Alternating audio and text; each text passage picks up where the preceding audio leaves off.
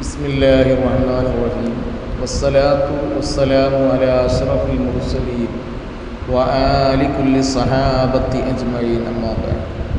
ദുആ എല്ലാവർക്കും അനിവാര്യമാണ്, എന്നാൽ ചിലവർക്ക് അത് അനിവാര്യമല്ല.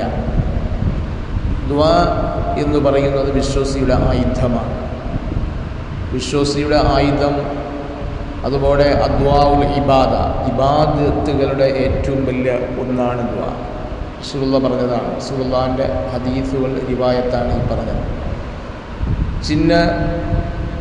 പിന്നെ ദുആകൾക്ക് ദുആ മജ്ജയാണെന്നുള്ളതാണ് റസൂലിൻ്റെ ഹദീസ്. ദുആ ഇബാദത്തുകൊണ്ട് അദ്വാഉ സിലാഉൽ മുഅ്മിനീൻ, വിശ്വാസിയുടെ ആയുധം കടാരകളോ തോക്കുകളോ ഭയപ്പെടുത്തലുകളോ ഭീഷണിപ്പെടുത്തലുകളോ അവഹേളനകളോ തെറ്റിദ്ധാരണകളോ അല്ലെങ്കിൽ മറ്റുള്ള എന്തെങ്കിലും കുറ്റപ്പെടുത്തലുകളോ ഒന്നുമല്ല. ദുആ എന്ന് പറഞ്ഞാൽ വിശ്വാസിയുടെ ആയുധം. അത് അല്ലാഹുവിനോടുള്ള മുമ്പിലുള്ള പ്രാർത്ഥനയാണ്. ഇന്ന് പ്രാർത്ഥനയ്ക്ക് ചിലവർ അതൊരു വൈരുദ്ധ്യമായി കണ്ട് മനസ്സിലാക്കിക്കൊണ്ട് പ്രാർത്ഥന വേണ്ട, അല്ലെങ്കിൽ പ്രാർത്ഥനയിൽ ഇങ്ങനെയുണ്ട് അങ്ങനെയുണ്ട് എന്നൊക്കെ പറഞ്ഞ് അത് അതിനെ ഒരു ഹുർമത്തിനെ, അതിൻ്റെ ഒരു നല്ല തത്വത്തെ നഷ്ടപ്പെടുത്തുകയാണ്. ഞാനിത് പറയാൻ കാരണം ഇന്ന് ദുആ മനുഷ്യനെ സംബന്ധിച്ചിടത്തോളം വളരെ അത്യാവേശികമാണ്. ഇന്ന് 5 വഖ്ത് നമസ്കാരങ്ങൾക്ക് ശേഷമുള്ള ദുആ അത് ഉത്തരമുണ്ട്. നിസ്കാരങ്ങൾക്ക് ശേഷമുള്ള ദുആ ഉത്തരമുണ്ട്.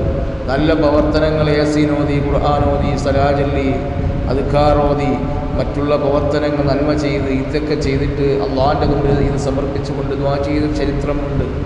വെള്ളപ്പാണ്ടുകാരൻ നീ എന്നെ പരീക്ഷിച്ചു റബ്ബേ എന്ന് പറഞ്ഞുകൊണ്ട് എന്നെ വെള്ളപ്പാണ്ട് മാറ്റിത്തരണം, ഞാൻ ഇന്ന കാര്യം ചെയ്തിട്ടുണ്ട്, ഇത് കാരണം കൊണ്ട് എന്നെ നീ വെള്ളപ്പാണ്ട് മാറ്റിത്തരണമെന്ന് പറഞ്ഞ് തവസ്സുലുകളും ഇസ്തിഗാസകളും നടത്തിയത് ബുഖാരി അടക്കമുള്ള ഗ്രന്ഥങ്ങളിലുണ്ട്.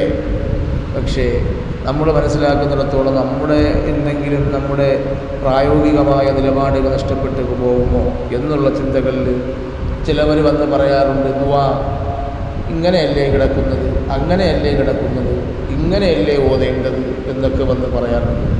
ദുആ പല രീതിയിൽ റിവായത്തുകളുണ്ട്. എല്ലാ രീതിയിലുള്ള റിവായത്തുകളും നമുക്ക് ദുആക്ക് കൊണ്ടുവരാൻ കഴിയില്ല സഹോദരങ്ങളെ. ദുആ പല ഘട്ടങ്ങളിലുണ്ട്, പല സാഹചര്യങ്ങളിലുണ്ട്. പ്രതിസന്ധി ഘട്ടത്തിലുള്ള ദുആ ഉണ്ട്. അതിനെ കർബെന്ന് പറയും. ബുഖാരി റിപ്പോർട്ട് ചെയ്യുന്ന ഹദീസിൽ മഹാനായ ഇബ്നു അബ്ബാസ് റളിയല്ലാഹു അൻഹു റിവായത്ത് ചെയ്ത് നബി തങ്ങൾ പറഞ്ഞ കാര്യം, കർബെന്ന വിഷമഘട്ടത്തിൽ, പ്രതിസന്ധി ഘട്ടത്തിൽ ചെയ്യുന്ന ദുആകളുണ്ട്. ദുആ പല രീതിയിലുണ്ട്, പല മഅനയിലുണ്ട്. നമ്മൾ ഒരു ദുആ കേട്ട് വെച്ചിട്ട് അത് ഇങ്ങനെയാണ്, അല്ലെങ്കിൽ അതിൻ്റെ വാക്യം ഇങ്ങനെയാണ്, അതിൻ്റെ ലഫ്ള് ഇങ്ങനെയാണ്. ദിക്റുകൾ വരാം ദുആയിലൂടെ, ഖുർആൻ ആയത്തുകൾ വരാം. ഉദാഹരണം ലാ ഇലാഹ ഇല്ലാ അൻത സുബ്ഹാനക ഇന്നി കുന്തു മിനൽ ളാലിമീൻ. ഖുർആൻ ആയത്തിൽ വരാം എന്താണ് തബാറകല്ലദീ എന്നുള്ളത് വരാം. ഇങ്ങനെ പല രീതിയിലുള്ളതായ രീതിയിൽ ആയാത്തുകളും ഹദീസുകളും ഉണ്ട്.